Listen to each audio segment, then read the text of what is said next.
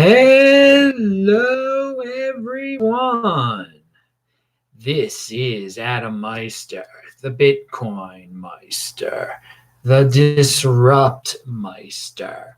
Welcome to the One Bitcoin Show. Today is December the 17th, 2019. Strong hand. Bitcoin is the next Bitcoin. In motion, value your wealth in Bitcoin.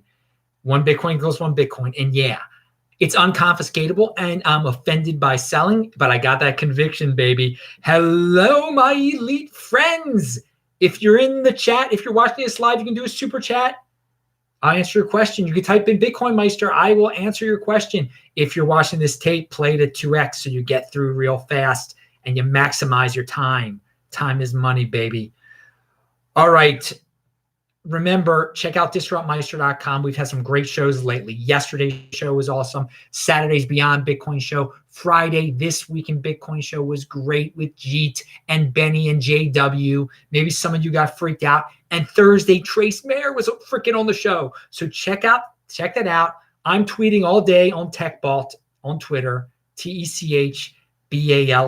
Follow me there. That's you got to get involved in the whole Bitcoin Meister ecosystem. You got to be on Twitter also, man. You got to learn over there. All right, yeah, it's late at night, but I got that conviction, baby. I got that strong hand. I'm here. I'm here for you, baby. So yesterday's show, this tweet was tweeted out either during my show or right before my show, so I didn't get it until after my show. But, man, this is a good tweet from Bitcoin Budgie. I haven't said his name for a while, but I'm glad to see him tweeting. Bitcoin is a savings account. The real Bitcoin volume is the volume that is not moving. I love that. But rather being held by strong hands who refuse to sell. I like that interpretation. I'm not down with the trading volume. People, oh, look how much was traded today. No, I like the holding volume. I like the savings volume, baby. Pound that like button. Good tweet there. Retweet that thing, people. It's linked to below. So I notice in our cryptocurrency space, maybe you've noticed it also, a lot of people are cranky. I mean, if you want long-term thinking instead of crankiness, you're in the right place, baby. Because you can live in the doom hole and never get out of it. And be cranky and look on the dark side of things. Oh, woe is me. Even though this has happened before, this is the end. Or you can travel around the world, baby. You can be in that hole, stay in one place, or in other words, you can be in motion. And baby, when you're in motion, you are happy. So right here, the Bitcoin Meister is always in motion, always doing things. I'm finding new stuff for you every day. If you're down with, if you're like, man, I'm not feeling good. I don't like the vibe that's out there, dudes. Well, you just get away from that vibe. Be in motion. Come on over here, baby. Here, the vibe is sublime. Pound that like button. Now, here's a vibe that I'm not down with, and I hope this vibe doesn't come to our space into Bitcoin, but it kind of has. Real Vision's Housing Week. I just saw this randomly, okay? I think it was on Twitter I saw this. Real Vision's Housing Week. They have fancy sets and graphics over at Real Vision, so people like to watch that. Okay, Boomer versus Broke Millennial series. What's up with ripping on the Millennials or ripping on the Boomers or pitting them against each other? Dude, Bitcoin doesn't discriminate. I know plenty of Boomers who have reached out to me on the internet and left great comments.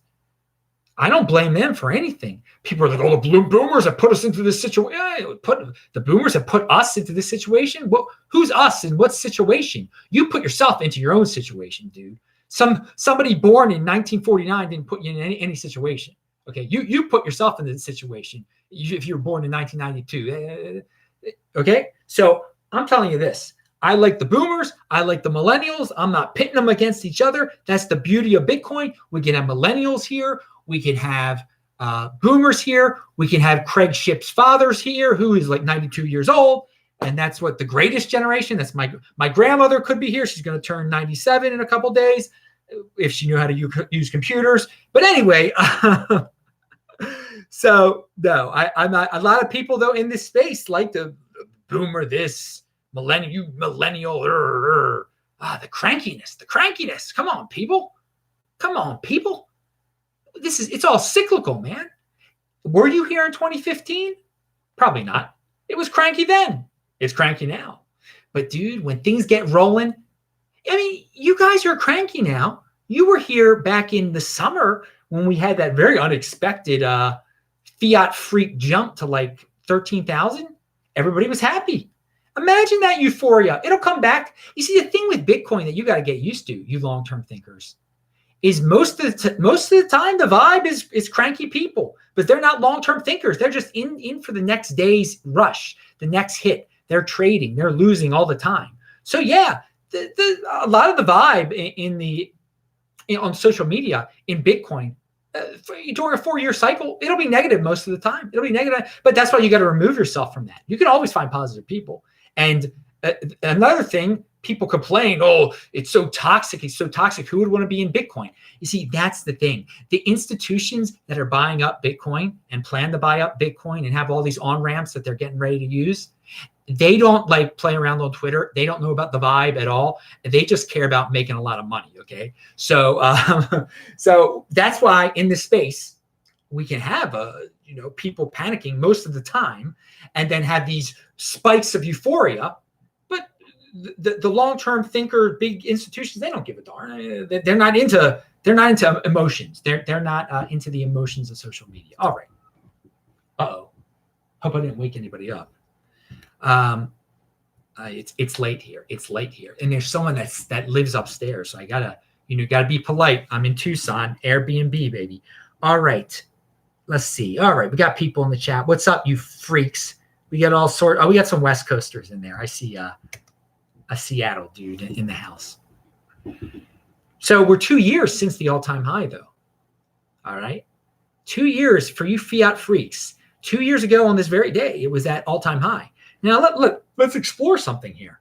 If you bought, and this is linked to below from Bitstein, if you bought Bitcoin that day, and every day since, you would be up almost 13%.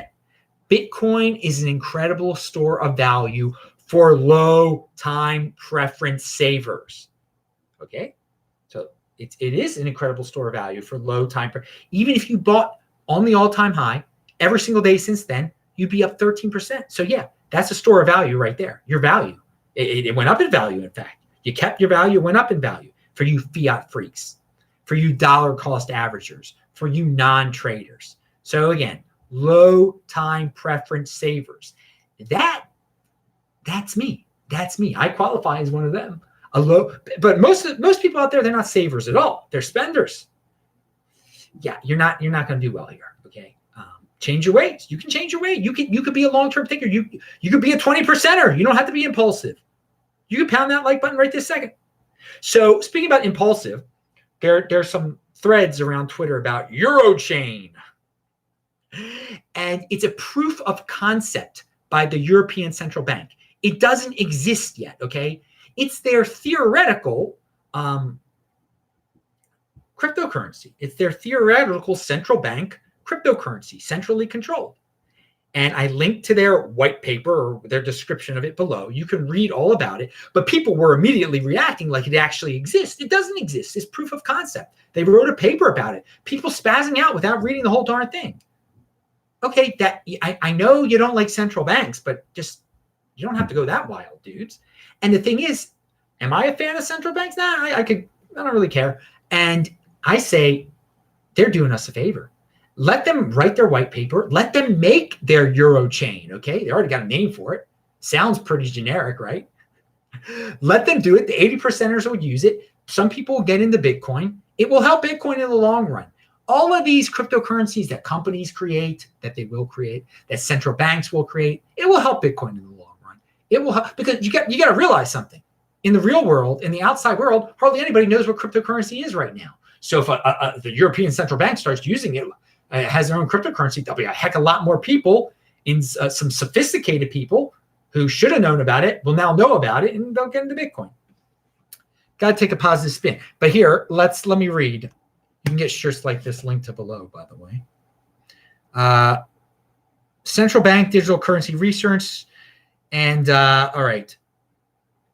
And so I say good luck to these people, but they say our latest research shows that it is possible to build a simplified payment system for central bank digital currencies. Such a system would safeguard users' privacy for low-value transactions while ensuring that higher value transfers are subject to anti-money laundering checks. I think people spazzed out right there because obviously there will be no privacy.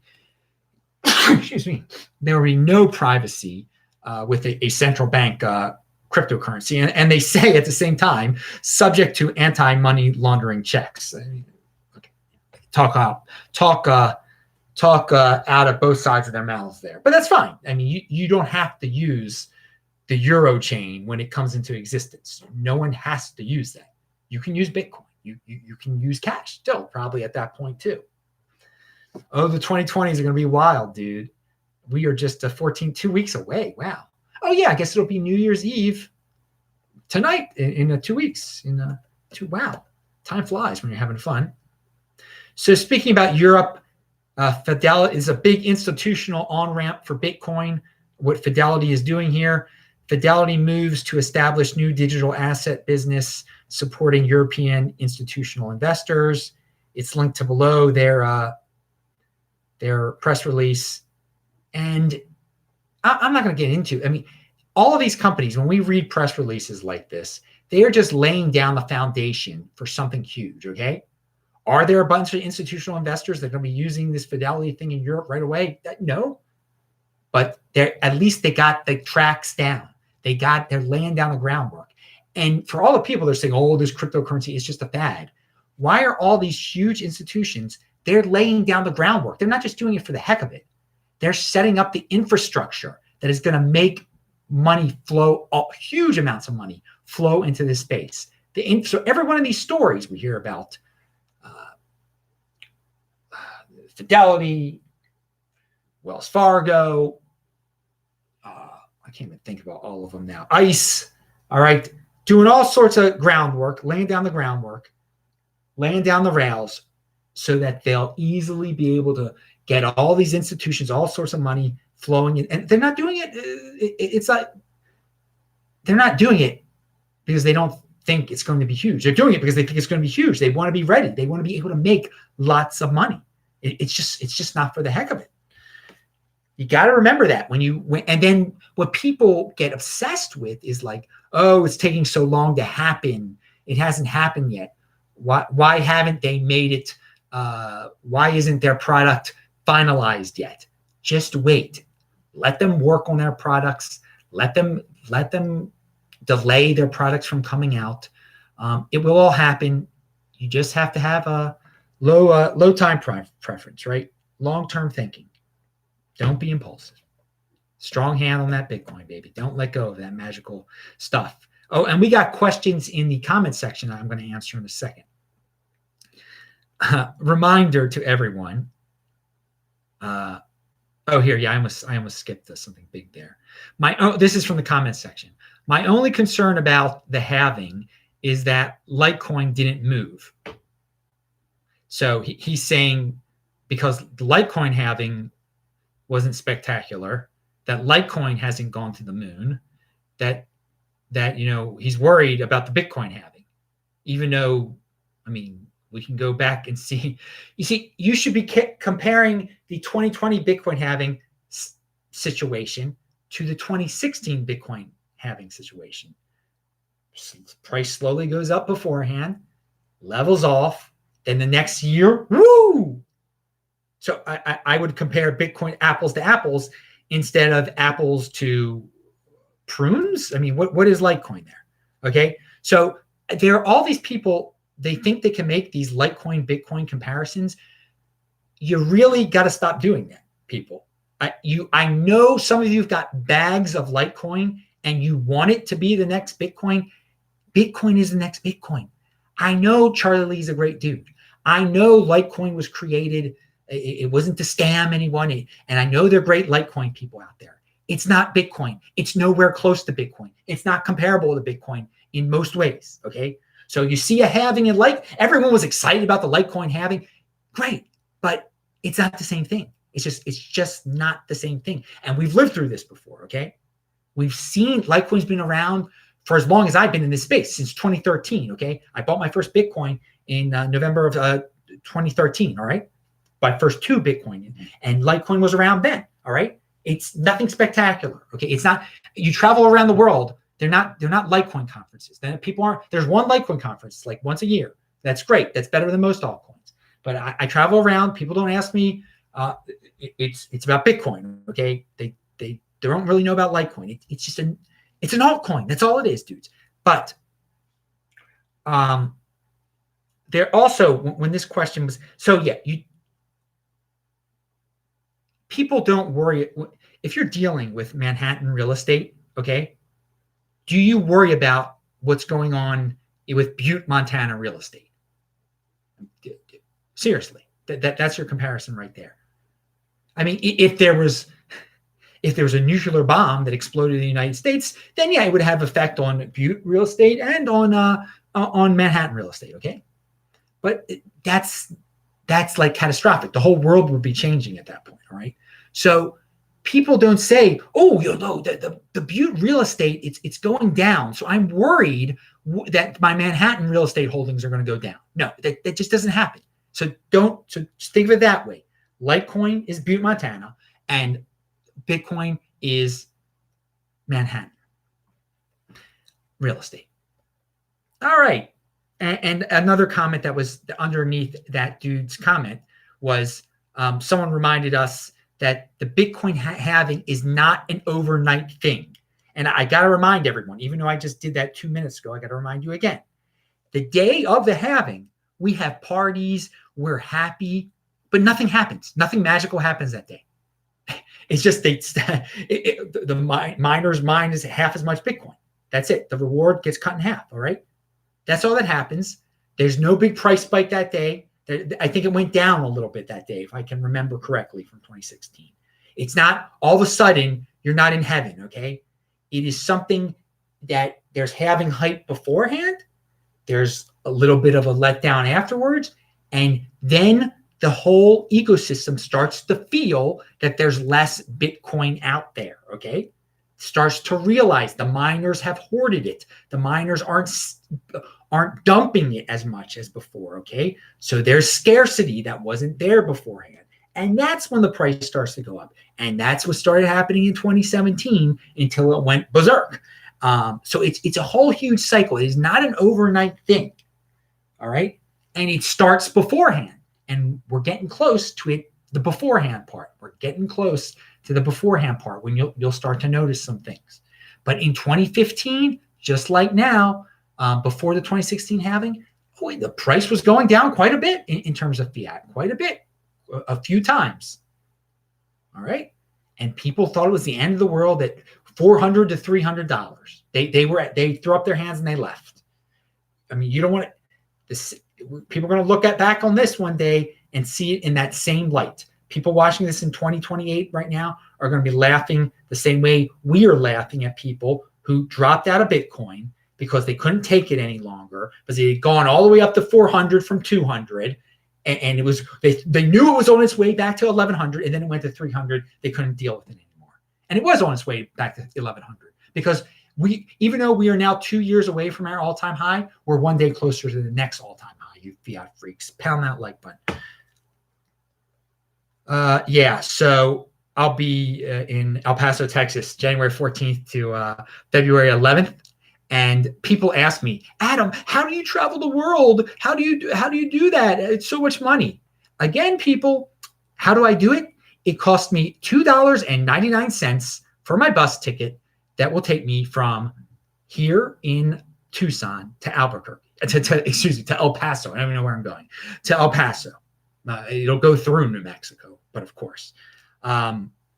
So yeah, that's how I do it. You got to be a long-term thinker and a long-term planner. And you actually have to, before you like doubt like that someone can travel the world, you should try it. I mean, you should research it actually. There are opportunities like that where you could pay $2.99 to travel 318 miles. That's life. I mean, that's thinking, that's research. And I know a lot of people are just impulsive reactionaries. That's an example of doing research, not being impulsive, not throwing up my hands in the air saying, oh, I can never travel the world. It's so expensive. It's not that expensive. $2.99. And I bought it in advance. That's why it costs so cheap. I planned in advance. You got to plan things out, people. All right. CoinMarketCap has a jobs section, and I had not heard of this before. And I don't know if they just don't like promoting it. And I don't know what their deal is, but and it costs people are posting jobs on this CoinMarketCap jobs page, and I linked to it below. I think it's a great idea, but so many people go there. And and they also have a job seeker. You can be a job seeker and sign up there, and I guess post your resume there, create a profile there. If you're looking for a job, or you're even considering looking for a job in the space, I would post something there. I would post my information there. You have nothing to lose. You have nothing to lose at all. It costs $150, not for you to post your stuff, but it costs $150 for these people to post jobs on there. And I see one of them is clearly in Asia, and it's clearly wanting an American style person to do public relations for them. And so it involves no technical skill whatsoever. And I have discussed this on my show before, that this exact scenario, that you can contact these Asian companies. They need people with American marketing skills. They don't have the same skills over there for some reason. First, being an English speaker, that's great already. But Americans are the best marketers on the planet, and are good. It just comes natural to us for some reason. I guess because we're inundated with advertisements all our lives. I have no idea but I mean, I have traveled around, and I can tell you this. So here we go. The company out there that's offering this public relations officer is now. I'm not recommending you work for this company, but it's just funny. The first blockchain for smart cities, they call themselves, bcbchain.io. They're based in Singapore. And this is just a random opportunity that is on this page. There are other opportunities on the page. There's so many people out there that are so doom and gloom and say, oh, I can't get a job. I can't get this. I can't do this. I mean, anyone that's been active on crypto Twitter, has a few followers, knows how to talk to people, they could probably get this job, okay? If you can talk the talk a little bit. If you've ever made a video, if you've made just like 3 videos and you have 4 followers, you probably could get this job, okay? The opportunity, there's so much opportunity out there in this space, and it's just growing and growing and growing. So that's just something that for real out there. That's for, you can see with your own eyes that there are jobs posted on Coin, and I hope people post more jobs there. But if you're a job seeker, post your stuff there, because I'm sure some companies there are just silently trolling and just will go through all the jobs applicants there and just be like, oh, why don't I just contact this guy? I don't know any better. I'm in Singapore. I speak English, but this guy's from Tulsa. This guy's from Baltimore. I don't know the difference. I'll hire them all. I don't care. All right, pound that like button. So something else that is on the coin market. I explored CoinMarketCap a little bit today. Interest.coinmarketcap.com. Now, you can go to this page, but don't be tempted by it. Weak hands are going to be tempted by this page if they ever find out about it. It lists all of the places where you can give up your precious Bitcoin and altcoins to third parties where they will give you interest, and it lists the interest rates. So some of you might be interested in seeing what the current interest rates are to trick 80%ers into giving up their precious Bitcoin. Not the trick. It's not a trick. It's them being gullible. I shouldn't have said trick. I mean, personal responsibility is a new counterculture. You shouldn't have if you do, you are a weak hand. You are a weak hand if you give up your precious Bitcoin to get 6% interest, a yearly 6% interest rate, and they're not going to let you keep it there for a year either, or they might go defunct after a year and take it all, take 100%. That wouldn't be too funny, would it? I mean, you can instead you hold your own Bitcoin on your Trezor. You sign up for the airdrops. You get the forks, crypto dividends. Who knows what interest rate you will get on that? But the sure thing is your Bitcoin is in your possession, and you've got a strong hand on it. You got a weak hand when you give it up to these interest people. But I'm providing the link anyway. I know when people stumble upon this, many people are going to be tempted by it. You shouldn't be tempted by it, but you're watching Mr. Stronghand right here. All right. So I do me well and don't fall for it, dudes. And Matt Odell had a very interesting term that I had not heard before. All right, I'm just seeing Guy Bennett's in the house. I haven't seen him there for a while. No questions, good. But so we'll end it here with. So I got to take a shower. Got to fix this do and shave this do. All right, Matt Odell, shotgun KYC. Now, what's shotgun KYC? I love it. Those people, they think, hey, I'm a big player. I'm on this no KYC exchange. I got my Bitcoin stored here. I'm going back between Bitcoin and Litecoin and Ethereum and Ripple and Tether. Look at this. Look at this. I'm doing so well. I'm making more Bitcoin. All right, now it's time to get my Bitcoin off this KYC exchange. Uh-oh, they just changed their policy. Or they just changed their policy for you because you did something suspicious. And the only way you're going to get your Bitcoin off now is if you give your KYC information, which includes a picture of your passport or driver's license.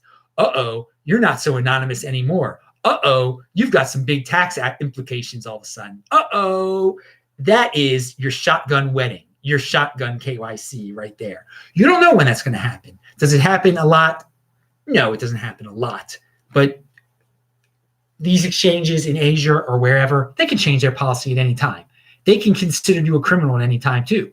Maybe a lot can happen. You don't store your Bitcoin on these exchanges, okay? You get it off as quick as possible, and you don't put it back on there to play games with it, to get interest on it and whatnot, because you might get the shotgun KYC wedding. All right, that is it. I think feels like I left something out. Let me just make sure I didn't leave anything out. All right. I'm Adam Meister, the Bitcoin Meister, the Disrupt Meister. Remember to subscribe to the channel, like this video, share this video, check out the links below, bang the bell button, pound that like button, and I will say hi to everybody in the chat. New show here every single day. Remember that. See you tomorrow. Bye-bye.